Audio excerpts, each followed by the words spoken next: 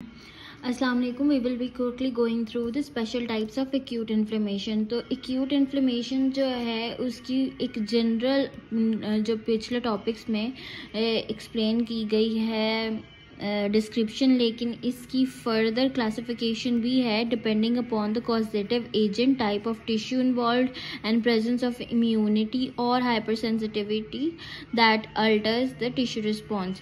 अब इसकी टाइप्स कौन कौन सी हैं? Serous inflammation, fibrinous inflammation, suppurative inflammation, haemorrhagic inflammation, pseudomembranous inflammation. सबसे पहले सेरस इन्फ्लेमेशन। सेरस इन्फ्लेमेशन एक्यूट इन्फ्लेमेशन की वो टाइप है जिसमें loose tissues and serous sacs involve होते हैं। जो फ्लूइड कंपोनेंट्स है वो एक्सीड कर जाते हैं सेलुलर कंपोनेंट्स पहले होते हैं सेलुलर वन से, और लार्ज कॉमुलेशन हो जाती है, इन्फ्लेमेटरी एडीमा रिजल्ट होता है इन द एंड। और it is characterised by outpouring of the watery और पुअर प्रोटीन फ्लूइड, जिसको फ्यूजन कहते हैं। और ये जो फ्लूइड्स हैं वो ईदर सीरम या फिर सिक्रीशंस ऑफ मेसोथेलियल सेल्स की हो सकती हैं। और मेसोथेलियल सेल किसके? पेरिटोनियल, प्लूरल और पेरिकार्डियल कैविटीज़ के। अब इसकी एग्जांपल में है स्किन ब्लास्टर्स जो बन जाते हैं, छाले बन जाते हैं आफ्टर द बर्न। उसके बाद है फिब्रिनस इन्फ्लेमेशन। फिब्रिनस इन्फ्लेमेशन मोर सिवियर इंजरी में होती है और इसमें क्या होता है कि ग्रेटर वेस्कुलर परमेबिलिटी हो जाती है, जो कि अलाउ करते हैं लार्ज मॉलिक्यूल्स जैसे कि फिब्रिनोजेन को पास करने में वेजल से एक्स्ट्रा वेस्कुलर एरिया में।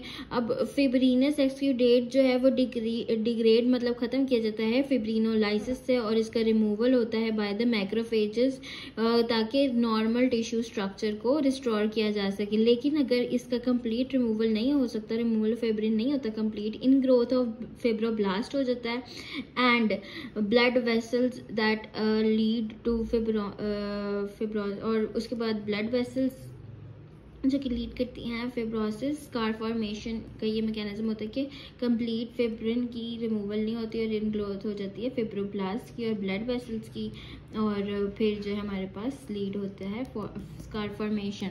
देन हमारे पास है सुपरेटिव इन्फ्लेमेशन। सुपरेटिव इन्फ्लेमेशन जो है इसमें हम लार्ज अमाउंट हमारे पास प्रूलेंट एक्सुडेट होता है जिसको हम पस कहते हैं। ये किस वजह से हो सकती है? स्टेफिलोकोकी की वजह से भी हो सकती है, जो कि इंड्यूस करता है पस फॉर्मेशन को। अब फॉर एग्जांपल आपको एक कट लगा है, वहाँ पे इन्फ्लेमेशन होगी, स्किन पे स्टेफिलोकोकस जो होता है वो उसके अंदर इन्वेड कर जाता है और वो बन जाता है पायोजेनिक ऑर्गेनिज्म, जो उसके पस फॉर्मिंग ऑर्गेनिज्म होता है।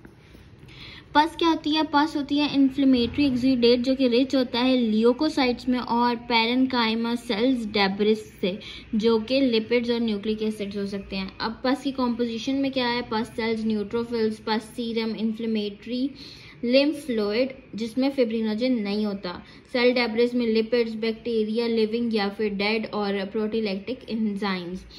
पैथोजेनिक ऑर्गेनिज्म ग्राम पॉजिटिव, इसकी एग्जांपल्स लिखी हुई हैं। ग्राम पॉजिटिव कोकाई में स्टेफिलोकोकाई, ग्राम नेगेटिव बेसिलाई में तो ई कॉइल और एन एरोब्स में बैक्टीरियोइड्स। देन आ जाते हैं हमारे पास हीमोरेजिक इन्फ्लेमेशन। इसमें क्या होता है कि एक्सुडेट फॉर्मेशन होती है जिसमें लार्ज नंबर ऑफ आरबीसीज होते हैं, और इसकी एग्जांपल में एक्यूट हीमोरेजिक न्यूमोनिया आएगा। उसके बाद है सूडोमेम्ब्रेनस इन्फ्लेमेशन। इसमें क्या होता है कि नेक्रोटाइजिंग इन्फ्लेमेशन इन्वॉल्व करती है म्यूकस मेम्ब्रेन को, जो नेक्रोटिक म्यूकोजा है और इन्फ्लेमेटरी एक्सुडेट है, ये फॉर्म करता है एडहेरेंट मेम्ब्रेन म्यूकोजल सरफेस के ऊपर। ठीक है, इसके एग्जांपल में हम देख लेंगे कोलोस्ट्रीडियम डिसाइल इंजेक्शन।